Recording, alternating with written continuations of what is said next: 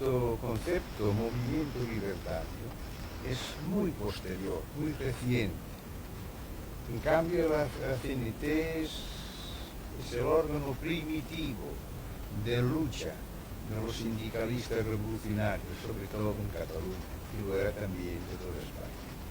Yo ingresé en la CNT cuando tenía 17 años y trabajaba en la industria hotelera como camarero.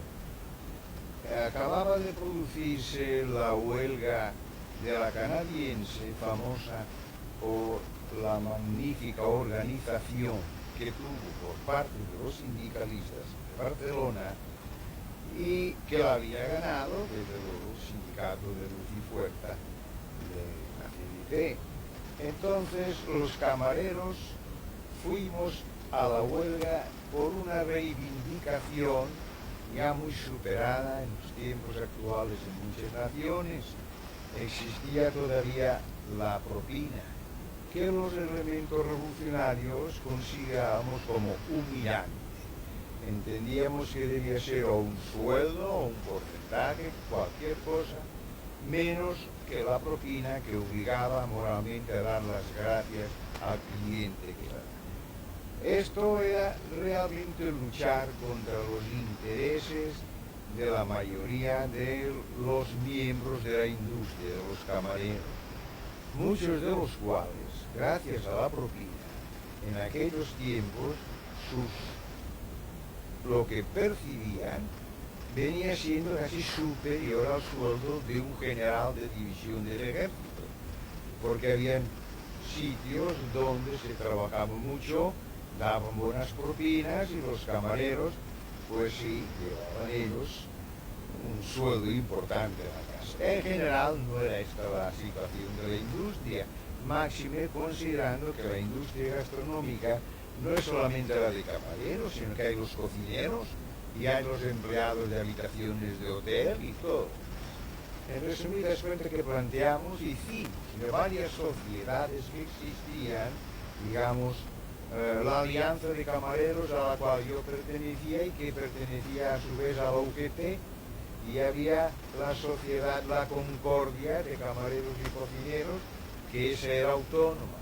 Entonces refundimos ambas sociedades, se creó el sindicato de la industria hotelera, cafés y quesos, y ambas presentamos bases de reivindicaciones comprendiendo la abolición de la propina a la patronal la rechazó, fuimos a la huelga, como procedíamos inicialmente de una sociedad ugetista, reformista, y de otra sociedad autónoma que nunca habían hecho ninguna lucha, pues la llevamos no como debe interpretarse en el amplio sentido de la acción directa, sino que fue llevada en el amplio sentido de la acción negativa de las sociedades obreras regentadas por la UGT, que dejaban que pasase el tiempo y fatalmente las huelgas se perdían. Perdimos la huelga, yo lo sentí mucho, desde luego, me impresionó mucho la pérdida, y durante el curso de la misma había constituido con otros compañeros jóvenes de la industria un grupo anarquista que se adhirió a la Federación Local de Grupos Anarquistas de Barcelona llamada La Bandera Negra. Bueno, llamada La Bandera Negra porque era el nombre que tenía el periódico que editamos.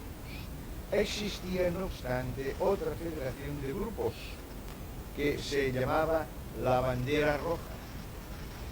Ambas federaciones de grupos, la Bandera Negra, por ejemplo, era, digamos, el receptáculo más clásico de las ideas anarquistas. En concreto, los de la Bandera Negra eran contrarios al sindicalismo revolucionario, y los de la Bandera Roja sí eran partidarios, no solamente del sindicalismo revolucionario, sino del sindicalismo con todas sus consecuencias, de las cuales seguramente vamos a tener que hablar en el curso sucesivo.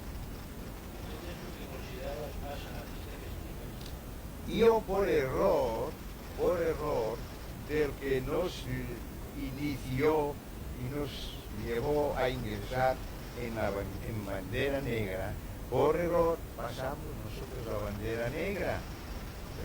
Y eso fue debido a que el compañero Ismael Rico, buen compañero, nos aconsejó bandera negra y en realidad nosotros estábamos desplazados. Ahí debimos haber ingresado en los de bandera roja, porque los de bandera negra no se preocupaban de otra cosa más que de las relaciones nacionales e internacionales que mantenían, lectura de la correspondencia, contestación de la correspondencia y desde luego enemigos totales de lo que era el sindicalismo y la CNT.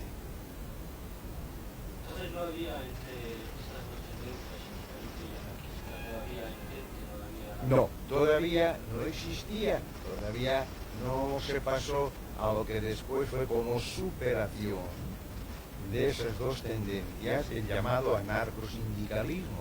O sea que el anarquismo pasó a pertenecer a las formaciones sindicalistas y las formaciones sindicalistas se influenciaron de las ideas anarquistas.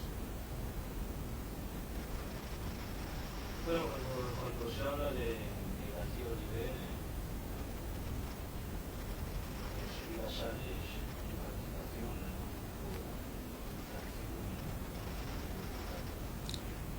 Voy a decir, esto es algo muy complejo si no se conocen las circunstancias en que fueron creado el grupo Los Solidarios. La CNT estuvo a un paso de desaparecer.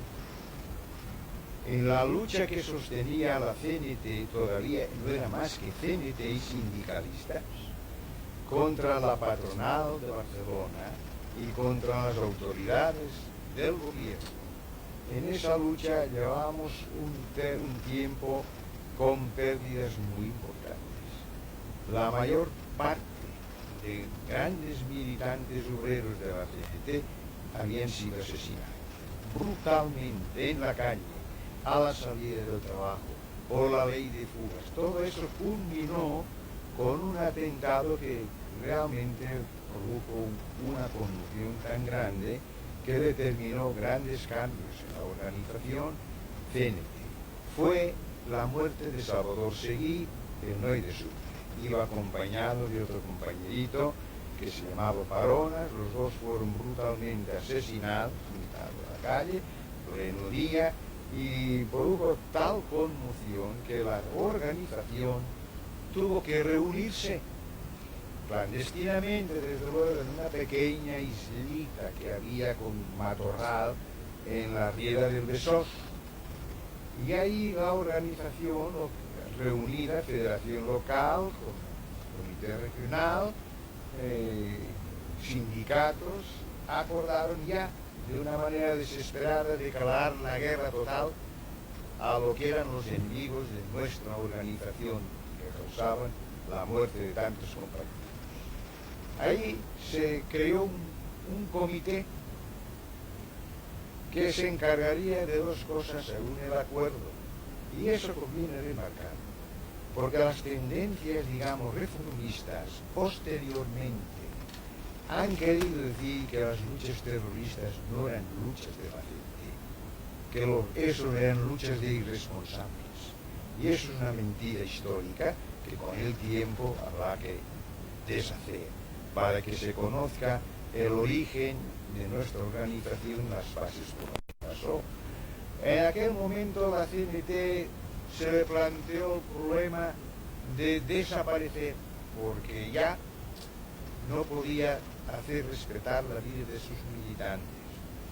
Yo enseñaba en las reuniones de grupos que cuando una organización individualmente no puede asegurar la vida de sus militantes, está condenada a desaparecer si no va colectivamente a la lucha por la defensa de la vida de los militantes. Decía, la salida a esta situación no es responder con otros atentados, y no la renuncia. Las organizaciones colectivas, cuando ya depende de la vida de sus militantes, tienen que salir colectivamente a defenderlas, no acudir al atentado. El atentado reduce la actuación a dos grupos que se matan y convierte a la clase obrera en espectador de una especie de circo trágico. Sin embargo, la CNT ahí entendió que tenía que optar, o por eso el atentado, a las altas esferas de España o a la revolución, y facultó a esa comisión ejecutiva compuesta de Pestaña, de Peiró, de Piñón, de Marcó, los facultó para todo. Primero que hubiesen de ponerse de acuerdo con dos políticos radicales que blasonaban de ser revolucionarios, Lerroux y Marcelino Domingo. Bueno, y si no se podía hacer la revolución, entonces al atentado por arriba. Sí, así ocurrió. Ensayaron de ponerse de acuerdo con Lerroux, ensayaron de ponerse de acuerdo con Marcelino Domingo, como es natural, eso no quisieron marchar a ninguna empresa revolucionaria y la CNT se quedó completamente sola frente a la represión en España. A todo esto, una cantidad importantísima de miembros de la CNT, los más aptos, que giraban en torno al NOI del Sucre, se apartaron. Todo lo demás importante, intelectualmente considerado, se apartaron y dejaron que fuésemos solamente los jóvenes de 18, 19, 20 años, los que hiciésemos frente a la revolución. Bueno, el comité ejecutivo no logró la colaboración para sus planes de acción directa, terrorista por arriba, con los compañeros de los grupos de Sants, que eran los llamados sindicalistas revolucionarios. Y cuando no la lograron, entonces acudieron a mí, que tenía yo ya una aureola, tiempo, de hombre de acción. Acudieron a mí, me dijeron cuál era la situación y me dijeron si yo me veía capaz de hacerle frente al problema de ellos, que era organizar grupos o un grupo. Y dije que sí, que podríamos. Solamente que me encontraría, como después ocurrió, con problemas muy distintos a los de antes. Porque los de antes eran que los hombres de acción de la CNT no aspiraban a la gloria de que se conocieran sus hechos. Que ahora habían venido muchos compañeros nuevos del resto de España, probablemente no lograríamos esos mismos resultados. Con todo, ensayó con el grupo de los solidarios, de los cometidos que le marcó la organización, no pudo cumplir ninguno. Entonces, de una manera disgregada, algunos miembros del grupo, como Ascaso, Aurelio Fernández y Escartín, se encontraron que de paso por Zaragoza, pues dijeron que el cardenal Soldevila, que era el jefe de la reacción española entonces, era una persona que, bueno, decidieron eliminar al cardenal Soldevila y lo hicieron, al margen de las instrucciones que tenían del grupo y el grupo de las instrucciones que tenían de la CNT, porque se trataba de cosas concretas, de por arriba en lo político. No teníamos nada que ver con lo eclesiástico. También otros dos compañeros se encontraron que fueron a su pueblo, a León, con uno que había sido gobernador de Bilbao, legal, y también se lo despacharon por delante. También fue motivo de queja hasta el extremo de que los miembros del comité ejecutivo, ante la situación alarmante en el orden nacional que provocó la ejecución del cardenal Soldevila, vieron que venía inevitablemente un golpe de Estado militar para ellos continuar la lucha contra nosotros y me pidieron la disolución del grupo. Yo les dije que sí. Efectivamente, ellos tenían razón, yo tampoco estaba de acuerdo. No habíamos dado estas órdenes, las hicieron ellos. Bueno, pues entonces que había que disolver el grupo y el grupo prácticamente dejó de existir. Solamente que después, como la represión que vino fue tan grande, preludio del golpe de Estado, Primo de Rivera nos dispersó a los unos, fueron llevados a prisión, los otros salieron al extranjero y así continuaron todos hasta el advenimiento de la República. Al advenimiento de la República el grupo no existía ya. Y no solamente no existía, sino que yo me encontré en el triste caso de tener que contemplar que lo mismo Durruti que Ascaso se estaban pasando a la fracción que después se llamó trentista, quedando yo reducido solo a partir de cero en lo que yo interpretaba que era la situación que se vendría en España de hacer una organización apta para afrontar revolucionariamente el problema español. Afortunadamente, tanto Ascaso como Durruti, 3, 4 meses después, cuando ya nosotros, con Juanel y otros compañeros, Parera, Castillo, el llamado Gil Urbel, Barberillo y otros, que habíamos empezado en grande la acción revolucionaria al extremo de que como resultado del 1 de mayo, o sea, 15 días después de proclamarse la República, la manifestación que terminó un mitin revolucionario que habíamos organizado, ¿verdad? Terminó con el asalto del Palacio de la Generalitat de Cataluña. Es importantísimo remarcar que en esa mitin y manifestación aparecieron por primera vez las banderas rojinegras. Eso conviene también hacer un poco a salto atrás, porque a la muerte de Seguí se produjo la unión, sin ser negociada por nadie, espontáneamente, entre sindicalistas y anarquistas. Es entonces que surgió el concepto anarcosindicalista. Antes eso ni se conocía, ni la palabra anarcosindicalista ni se conocía. Pero ahí, ante la gravedad de la situación, se fusionaron las actividades hasta el extremo que desapareció la Federación Local Bandera Negra y desapareció la Federación Local Bandera Roja. La fusión fue total, sin haber mediado ni acuerdo de negociación ni de congreso. Fue de tal manera comprendido que no había más remedio que crear un valor nuevo de lucha que se creó, mientras que los reformistas ya nos dejaron. Entonces continuamos solos. Como vino ya el golpe de Estado y durante 8 años no hubo casi manifestación orgánica, no fue hasta sino después que aparecieron que yo las creé porque quería representar con ello eso, aquel acto de fusión que hubo entre anarquistas y sindicalistas, desapareciendo la bandera roja y desapareciendo la bandera negra. Mismo concepto que trasladé a los miembros de la CNT anarquistas de París cuando estuve en París en el año 25 y propugné la creación de alianzas revolucionarias de anarquistas y sindicalistas, porque aquí habían vuelto a la separación.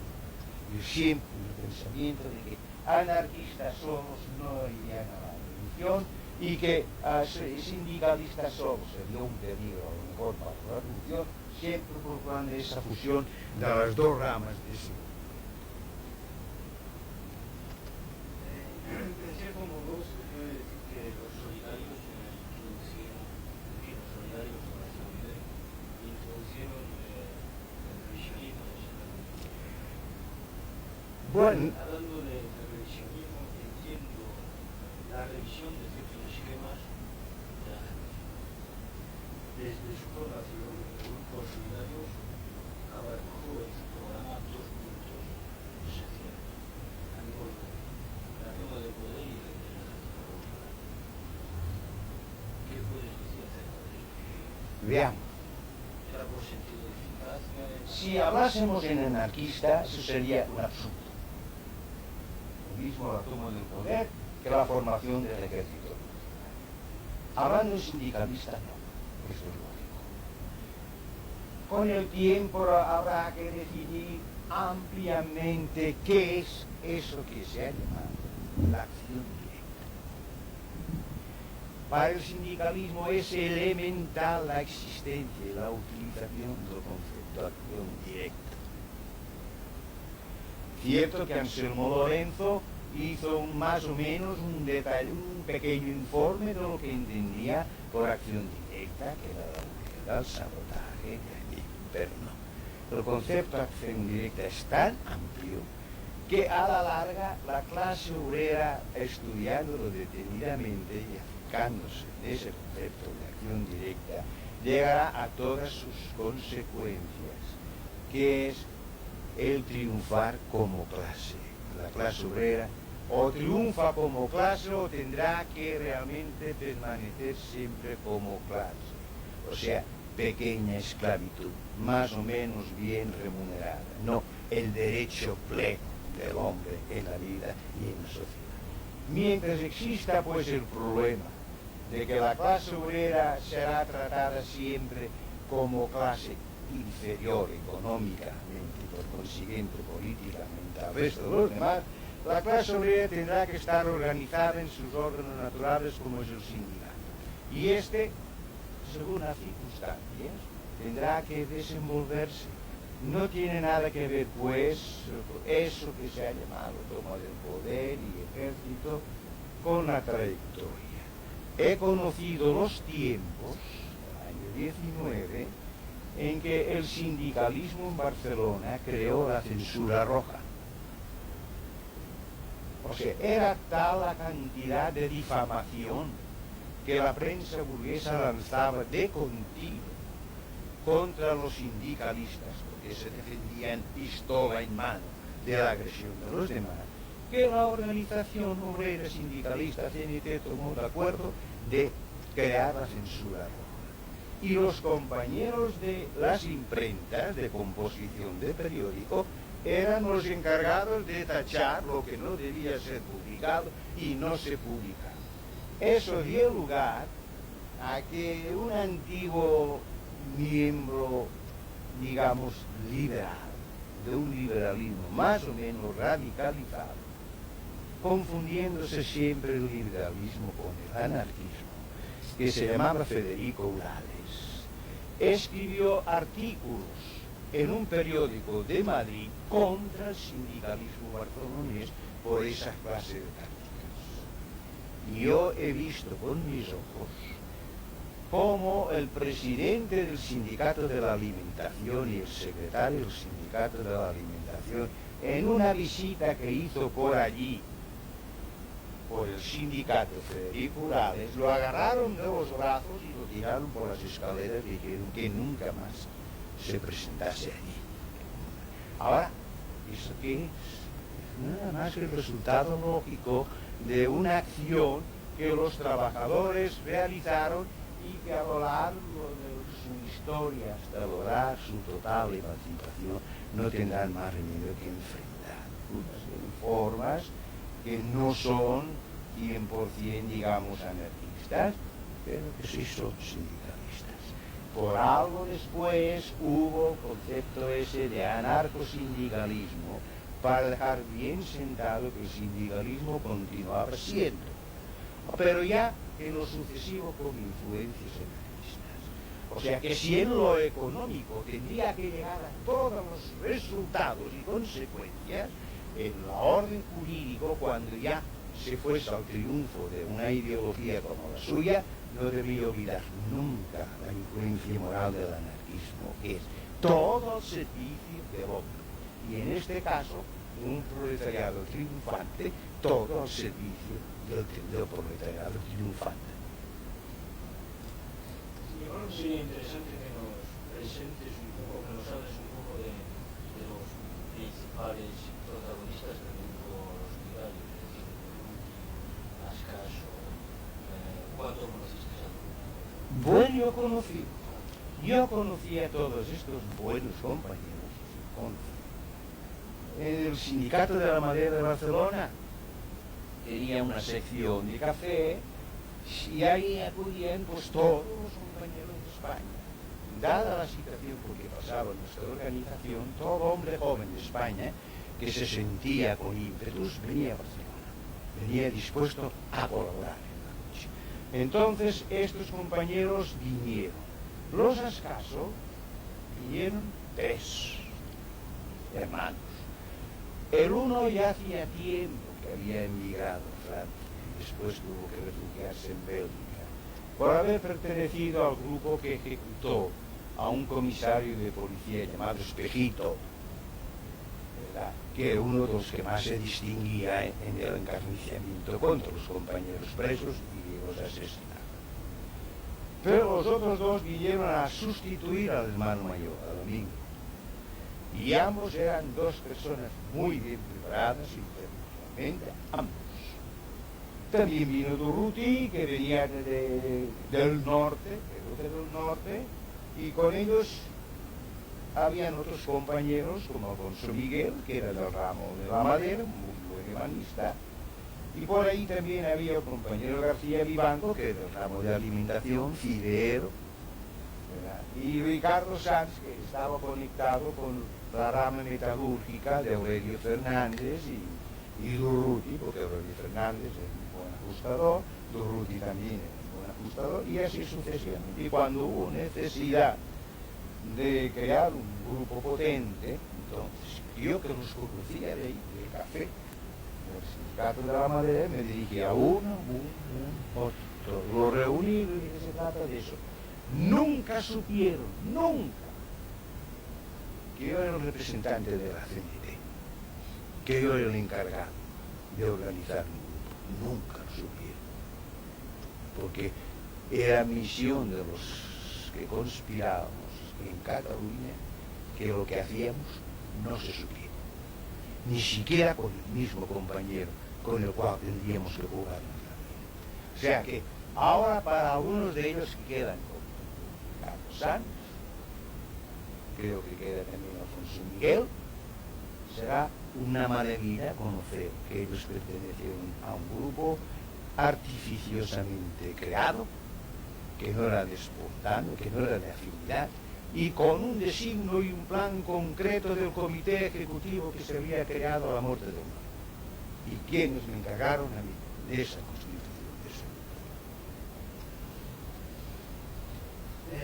Es que nos podrías hablar de cómo viviste tú el problema de la división interna del trentismo.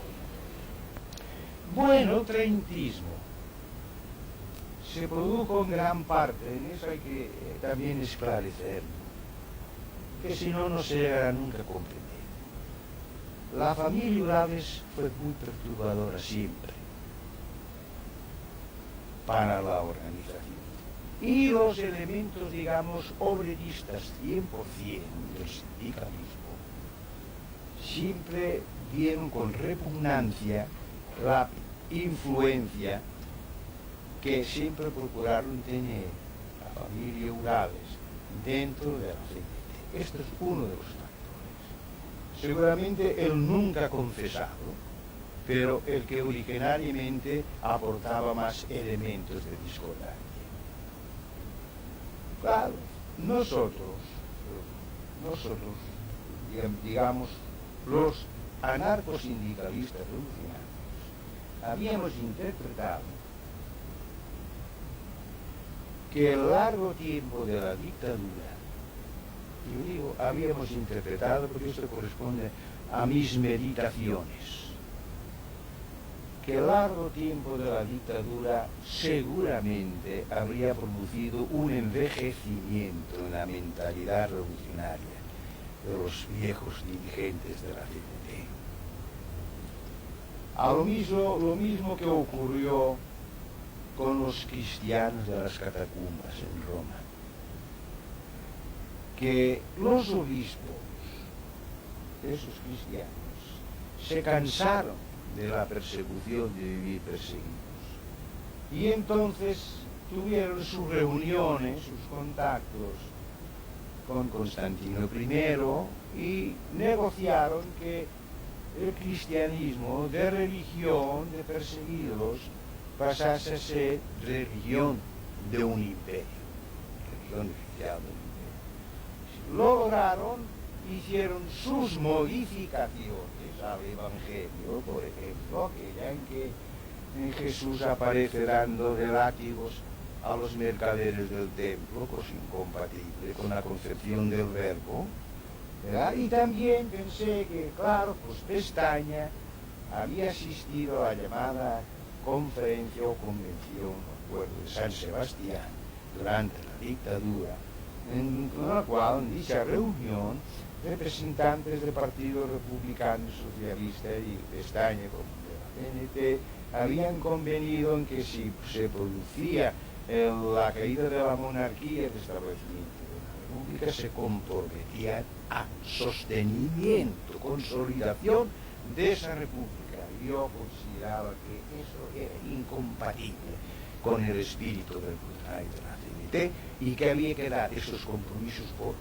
Por consiguiente, veía que si los obispos, que son los jefes, ¿verdad?, son los líderes, se habían hecho viejos, nosotros la juventud teníamos que pasar por encima de ellos. Y esto fue también una de las causas determinantes de que los atletistas se viesen al fin tan arrollados, sin haber ejercido sobre ellos ninguna violencia física, que al fin determinaron convertir su actitud en una pequeña teoría reformista. El manifiesto del atletismo no contiene ninguna novedad, solamente dice que la clase obrera no tiene capacidad todavía para elegir los destinos sociales. Bueno, si les hubiéramos preguntado a los de la Revolución Francesa, entonces si tenían capacidad para elegir el nuevo mundo, seguramente que ninguno de ellos tenía capacidad. La prueba la tenemos que no la tenían, es que establecieron como lema libertad, igualdad y fraternidad, y 200 años después de esa revolución todavía la igualdad no se ha realizado. Por consiguiente, el concepto libertad y fraternidad ha resultado nulo. Si no había capacidad, entonces, que sí, para lo que ellos tenían que hacer, sí, y nosotros también para lo que teníamos que hacer, sí, porque cuando se piensa que si una clase está capacitada o no, se piensa ya en la petrificación de lo que es la clase. Y yo no pensé nunca en la petrificación, pensé en la iniciación hacia una realización maximalista de posibilidades de emancipación.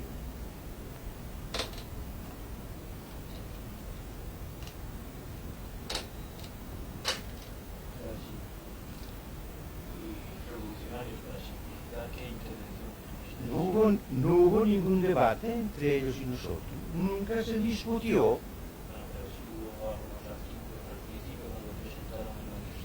Yo me inhibí de estas cosas, de esas pequeñas cosas. Yo me inhibí, yo no emití ningún concepto, ninguna teoría. Yo pensaba que había que saltar, nada más que eso, saltar, sustituidos. Otra pregunta, has dicho antes que estabas en París. Y da la casualidad que en la práctica y la teoría de los solidarios hay algunas analogías con la plataforma de Arsenal. ¿Es que tú conocías la plataforma? ¿Es que había una influencia directa? No, ya como te digo, hay que procurar no incurrir en contradicciones. Seguramente que la lección extraída por Archinov de la Revolución Rusa no es nada más que sacar las consecuencias de un hecho rutinario. No porque nosotros las sacásemos después también. Yo no tenía ni conocimiento, sabía sí ese pequeño problema planteado aquí por los rusos, pero nunca me impresionó. Yo era, como te he dicho, un hombre hecho a un concepto de revolución parido por los obreros de Barcelona. Ya habíamos ejercido la censura roja, quiere decir que estábamos dispuestos a ejercer lo que fuese necesario con tal de asegurar. Y esto fue en tiempos que apenas se tenían noticias consecuencias de la Revolución Rusa, porque Achinov y estos son los que la resaca de la Revolución Rusa que llegan a Francia años después de que la Revolución Rusa ya se había producido. No teníamos ninguna influencia, yo por lo menos no tenía ninguna influencia. El año 27 se crea la FAI. ¿Cómo acogiste esa? Yo me enteré de la existencia de la FAI el año 31, cuando por la amnistía salí en libertad. Antes no había salido absolutamente nada. ¿Cuándo habías caído? Oh, sí, desde el año 20, el mismo año 25, Hasta el 31. hasta el 31. Entonces sales y te enteras de la FAI. Entonces salgo y me entero de la FAI. Y la FAI, cuando yo me enteré, pues apenas sí existía. 3 o 4 grupitos formando federación local en Barcelona, y otra cosa. En realidad la FAI nunca tuvo un gran poder. Cuando se dice que es la FAI, que fue el poder dominante de la gente, sí, la FAI no tuvo ninguna acción determinante con la vida de la CNT. ¿Pero tú defendías la tesis de la necesidad de la organización específica o No se planteó nunca ese problema. Luego no pude emitir opinión, no se planteó nunca ese problema. La FAI existía como antes habían existido los grupos anarquistas y nunca se planteó el problema de si debían existir o no debían existir los grupos anarquistas, nunca. Y la FAI existía sin...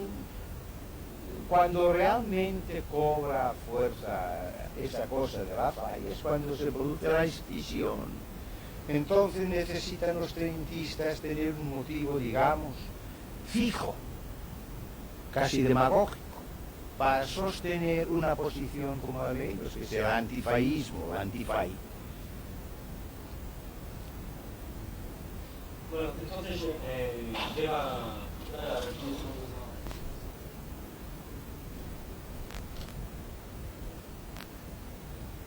Bueno, entonces llega la República y los solidarios continúan su actuación. No como solidarios, existíamos, manteníamos relaciones, si convenía nos reunimos, pero no como solidarios.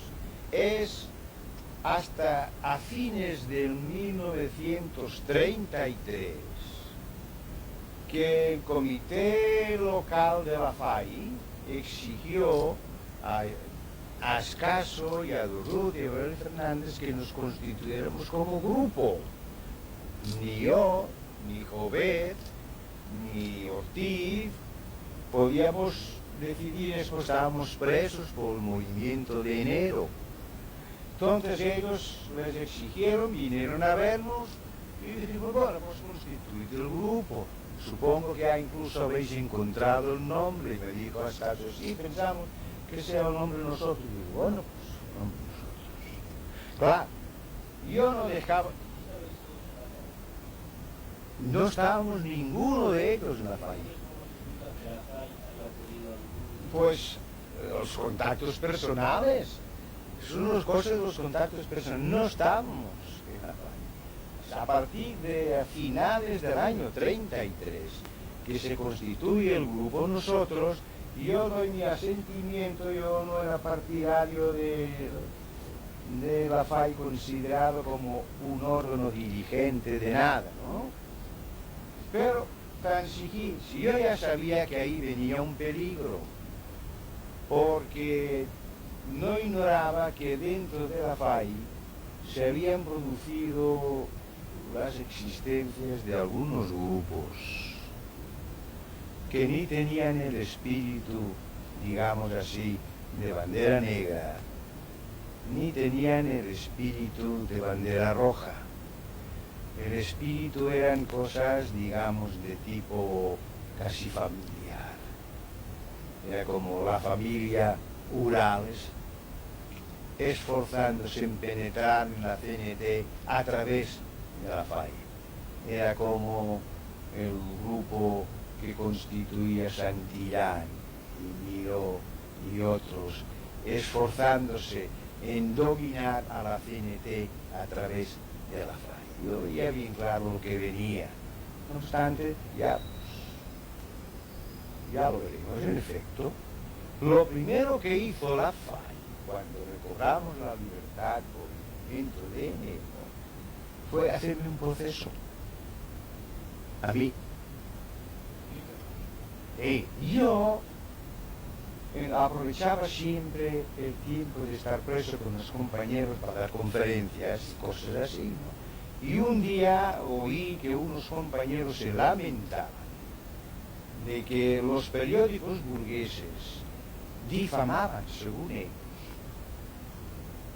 a los revolucionarios de Asturias, porque decían los periódicos burgueses que un grupo de revolucionarios había violado a una muchacha. Y ellos consideraban eso como una cosa muy grave. Entonces, aproveché esa manera de opinar de los compañeros para dar una conferencia sobre lo que yo entendía que era la revolución social. Y la revolución social es una explosión que produce la rotura de todos los frenos. Freno jurídico, freno político, freno económico, freno militar, freno familiar. Todo. Naturalmente que una explosión que produce la rotura de todos los frenos es marcha disparado al infinito. Y el infinito viene siendo algo parecido a la locura. Entonces, enseñaba yo, el revolucionario consciente debe de tener preparados los nuevos frenos. El nuevo concepto de la familia, el nuevo concepto de la economía, el nuevo concepto de la justicia, todos los nuevos. Y entonces, en vez de dejar que todo marche disparado hacia el infinito, de revolucionario tiene que convertirse en reaccionario, no contrarrevolucionario. O sea, reaccionar para someter todo a los frenos, a los nuevos conceptos. Si creéis que el comunismo libertario tiene sus conceptos, es ahí donde hay que colocarlo. Bien, eso lo he explicado, detallado. No faltó quien dio, digamos, el pitazo a la federación local y entendieron que yo lo que estaba haciendo era una propaganda de marxismo mezclado con anarquismo. Yo creía que ellos no sabían nada de nada, no sabían ni de marxismo ni de anarquismo, que estaba dispuesto a sostener mis puntos de vista, donde fuese, que ese es el proceso de una revolución, porque si la revolución, una revolución no produce una rotura de frenos, ¿qué es una revolución? Sin rotura de frenos no hay revolución. Bueno, entonces, sí, se empeñaron a hacer el proceso, pero después se echaron atrás. Cuando yo estaba dispuesto a sostener mis puntos de vista, nunca asistí a ninguna reunión de la FAI. Para eso tenía que haber asistido y fui justamente a la redacción de Tierra y Libertad para poder asistir a la reunión, y entonces a mitad de la reunión consideraron que no había lugar a someterme a más juicio. Tanto es cierto que ya habiendo en plena guerra y revolución en España, ya fuera nosotros del gobierno, Santillán publicó un libro que se decía, el título, ¿Por qué perderemos la guerra? Título del libro que después, al salir, lo cambió, ¿Por qué perdimos la guerra? Y ya cambió también muchas cosas. Y después volvió a reeditar, ¿Por qué perdimos la guerra? No quedando nada del primitivo. ¿Por qué perderemos la guerra? Dice, y tenía razón García Oliver cuando enseñaba los fenómenos de la rotura de frenos, los fenómenos de una revolución, lecciones que debemos tener siempre presentes que queramos ir a una revolución. Sin ello fracasaremos y lo perderemos todo. Esto es el asunto. ¿Cómo viviste? No, yo estaba en Madrid de redactor de CNT. Un pleno de regional me había designado a mí, redactor, a Horacio Prieto, redactor, al bueno compañerito andaluz Ballester, también que fue fusilado asesinado por los fascistas, a Saornil, nos designaron a mí mayormente con doble jefe. El uno, para ver de desarrollar yo un concepto que había emitido de una mayor interpretación del decreto de amnistía que el Rúa había dado, que excluía prácticamente a la mayor parte de compañeros que estaban presos y condenados. Y el otro, para ver de lograr mi concepto jurídico, que ya entonces se me conocía por mis influencias jurídicas, el que no fuese tantas veces denunciado y recogida la edición de CNT de Madrid, porque la edición de CNT de Madrid casi cada día al salir a la calle era denunciada, recogida. Y claro, esto sustraía los ingresos de venta al periódico y la administración estaba quebrada y tenía que cerrarse el periódico y había que ver a la manera. Y me dijeron a mí, yo creo que lo que hay que hacer es suprimir adjetivos. Porque esa manera que tienen los compañeros, entonces más que nunca, porque con 40 años después los compañeros han aprendido muchas cosas, pero antes mucho de gramática no sabían nada, de literatura menos y de periodismo tampoco. Entonces decía, lo que hay que hacer es suprimir adjetivos, y suprimiendo adjetivos, dejando el puro sustantivo, no hay juez que pueda hacer ninguna denuncia de un artículo porque no contiene injurias contra nadie. Entonces fuimos ahí y logramos efectivamente superar en gran parte la situación económica del periódico, evitando la mayor parte de recogidas, y eso. ¿Y qué pensaste de octubre del 34? Mi el octubre asturiano yo lo tengo muy bien detallado. Es una de las cosas que en mis memorias están bien detalladas, ¿verdad? Ahí se ventilaba, por una parte, el concepto catalán de la revolución. Nosotros. La revolución, nosotros. Y en Asturias se ventilaba el concepto comunista de la revolución. Los comunistas sometiendo a los demás. No era aquello del UHP que se ha pretendido, es una cosa muy bonita para lo que se llama el chigre en Asturias, que es la taberna, ¿no? Cosa de la hermandad, hermanos, pues mentira. La realidad fue que el movimiento de octubre conviene mucho que todos los militantes de nuestro movimiento lean las memorias para enterarse de por qué ocurrió en Cataluña, cómo ocurrió. Sí, bien, hay cosas que se ignoran y que deben de saberse.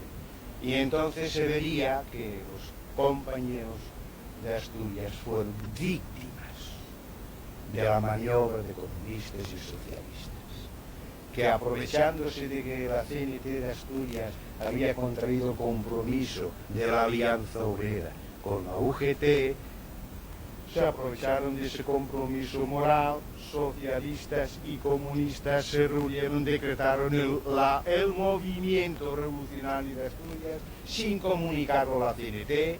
La CNT se encontró en la calle teniendo que luchar por arrastre de los demás, y cuando les convino a comunistas y socialistas dieron por terminada el movimiento revolucionario de Asturias públicamente sin comunicarlo a la CNT.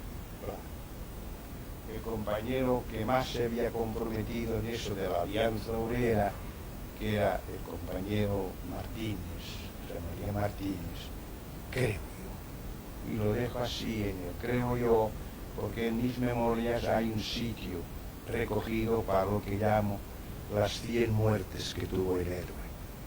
Hay muchos héroes que no sabemos cómo murieron, pero como el pueblo forja sus leyendas, cada uno le da una manera de morir.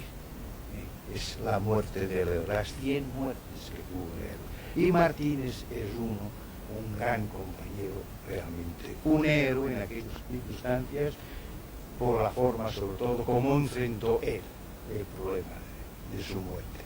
Las 100 muertes que tiene el héroe, yo las supongo una, pero a lo mejor con otras muchas las que se podían interpretar, pero todas dignísimas, por la muerte de un gran militante de la organización asturiana. Un rabito que trae, un mito de la revolución voluntaria y que lo aprendan los compañeros de Asturias. no se puede ir nunca con los socialistas y con los comunistas. Pero a veces, en determinadas circunstancias, sí se puede hacer alianzas. Pero en las circunstancias que nosotros lo planteamos en Barcelona, a los representantes de esos que no quisieron tener ya después compromisos, porque lo que queríamos era compromisos y no palabras, no ser arrastrados a nada.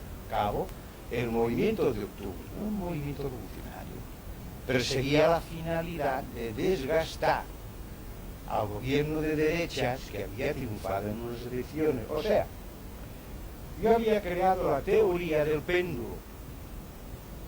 Nuestra táctica era pendular a la derecha, a la izquierda, a la derecha, a la izquierda. De manera que la República, en contra de los compromisos de Pestaña, no se consolidase con el fin de poderla sustituir a la República burguesa por un régimen del comunismo libertario. Nosotros creamos esta táctica e inmediatamente se adhirieron a ello los monárquicos con Sanjurjo, el movimiento de Sanjurjo en Andalucía, que hizo querer desgastar también, no permitir que se asentase la República burguesa. E inmediatamente vino la acción de octubre, que era octubre. Eran republicanos los que se sublevaron, eran miembros que habían sido del gobierno de la República y se sublevan porque en unas elecciones los de las derechas habían triunfado. Eso es absurdo, eso es lo que más idiota desde el punto de vista político, pero ellos ya se habían vuelto más fallistas. Igual ocurrió con el movimiento del diciembre, el llamado Huelga General de Zaragoza y todo esto, ¿verdad? Movimientos determinados por la presión revolucionaria que ejercíamos nosotros. Y yo siempre decía, ojo, que nunca se nos quiera a nosotros embarcar en un asunto que corresponda a nuestra propia táctica. Con arreglo a nuestra propia táctica hemos de dirigir nosotros la revolución, no los demás. No podemos ir nunca a secundar los planes de los otros. Bueno, tú tuviste un papel determinante en el Congreso de Zaragoza. ¿Qué nos puedes decir acerca del ambiente del Congreso, de los problemas que se plantearon, los temas que se debatieron? Y es que tú crees que el Congreso de Zaragoza estudió concretamente, dio soluciones concretas a la En primer lugar, el Congreso de Zaragoza no estaba convocado para dar soluciones concretas a la revolución. Horacio Prieto, secretario del Comité Nacional, había tenido sí una buena idea. Me gusta dar a cada quien lo que merece. El pasar a la consideración de los sindicatos de la CNT en toda España, que emitiesen un concepto sobre lo que ellos entendían comunismo libertario. Esto tiene un aspecto constructivo muy importante. Yo lo vi con muy buen gusto, hasta el extremo de que pues fui nombrado en reunión amplia de obreros del Sindicato Fabril de Barcelona, miembro de la ponencia que haría el dictamen, junto con el compañero Alfonso Miguel, el compañero Ricardo Sanz y Montserrat. Yo fui el encargado, la comisión dictaminadora, hacer el dictamen, escribir el dictamen, fue más o menos discutido, elaborado entre todos, aceptado después por el Sindicato Fabril y presentado por el Comité Nacional como una de las sugerencias para ser tenida en cuenta en el aspecto constructivo que aspiraba, digamos así, que aspiraba la CNT a darse en el Congreso de Zaragoza. Por experiencia sé que todos los congresos han sido la misma cosa. Las organizaciones se encuentran siempre ante, digamos, no menos de tres tendencias. Una de centro, una de derecha y una de izquierda. Esto ya es un fenómeno físico que es explicada como ley física. centro, derecha e izquierda, inevitable.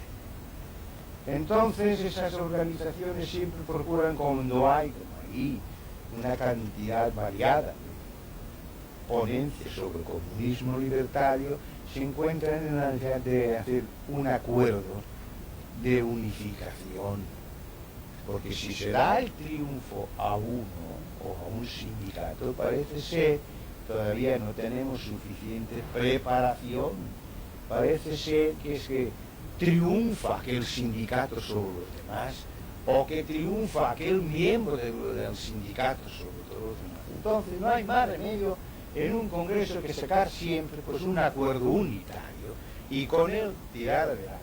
Y es lo que le ocurrió al Congreso de Zaragoza. Abordó un problema muy importante, no lo solucionó, pero quedan las ponencias de todos los sindicatos que no hay más que irlas estudiando, recogiendo y ver de superarlas. Tuvo otro aspecto muy positivo, que fue que ahí se resolvió el problema de la escisión confederal, problema que venía preelaborado por una gestión que me encomendó a mí Horacio Prieto como secretario del Comité Nacional, que vino de Zaragoza expreso para ello, que me encomendó a mí para ser realizadas cerca de Peiró y cerca de Mascarell, ambos elementos muy importantes de la oposición, llamada oposición los dentistas. Efectivamente, tuvo relaciones con esos dos compañeros, para eso fui a Mataró expresamente, y logré que ellos me diesen la promesa de que si presentábamos debidamente, primero asistí al Congreso, si se les invitaba, y después, si se presentaba bien la cosa de la unidad, aceptarla e incorporarse. Efectivamente, en el Congreso fui yo encargado de defender la ponencia de unidad, ¿verdad? Se aprobó y en el acto quedó resuelto ese grave problema que tenía la CNT. Ese grave problema que tenía la CNT la capacitaba para hacer frente al que venía, que era un problema tan serio como abordar la revolución, cosa que no ocurría a la UGT. La UGT estaba muy dividida y no tuvo nunca unidad para afrontar seriamente los problemas, la gravedad de los problemas políticos que se iban a presentar. En el Congreso de Zaragoza, tú representabas al sindicato. Sí, Fabril Textil de Barcelona. El sindicato hizo una proposición que también ahí interviene el problema de la eficacia. Creo que la proposición era la necesidad de formarse, de formar milicias o de preparar los militantes. No, esto venía desarrollado por nosotros, por partes, en nuestro dictamen sobre comunismo libertario, que abarcaba el aspecto económico, el aspecto jurídico, el aspecto militar, en fin, varios aspectos de lo que debe entenderse como vida en el comunismo libertario. Y uno de ellos venía la propugnación de la creación de un ejército revolucionario que yo entendía que debía ser un ejército ya a partir de entonces. O sea, convertir lo que nosotros habíamos hecho en Barcelona de cuadros de defensa confederal en una táctica en toda España. Prepararnos para lo que tenía que venir. Desgraciadamente, nunca se entienden bien las cosas, o por defecto de oído de quienes oyen, o por defecto de expresión de quienes hablan. Digo por defecto de expresión porque se dio la circunstancia de que ahí el compañero Mera, Cipriano Mera, muy buen compañero de la construcción de Madrid, mientras yo estaba haciendo la glosa, aparte de las otras, la del ejército, gritó que nos diga al compañero García Oliver de qué color quiere los entorchados. Y se da la circunstancia paradójica de que fue precisamente Cipriano Mera el primero que aceptó la militarización y los entorchados del ejército. Bueno, pero ¿tú crees que el Congreso de Zaragoza fue un gran congreso, un congreso importante, en el cual la gente adoptó una posición clara, o que el Congreso de Zaragoza fue un congreso? Bueno, yo he tenido ocasión de asistir antes a dos congresos. en el año 31 en Madrid, y después en el año 22 Conferencia Nacional de Sindicatos de Zaragoza, porque no hubo tiempo de hacer congreso de sindicatos. Creo que de todos los congresos a que yo asistí, el de Zaragoza fue el de intenciones más importantes. El uno, la preparación orgánica de hacer la unidad frente a lo que venía, porque cuando yo negocié primero con Peiró y Mascarell la conveniencia de que ellos se integrasen, me encontraba en unas condiciones dialécticas muy superiores a ellos, porque ellos nos acusaban a nosotros de ser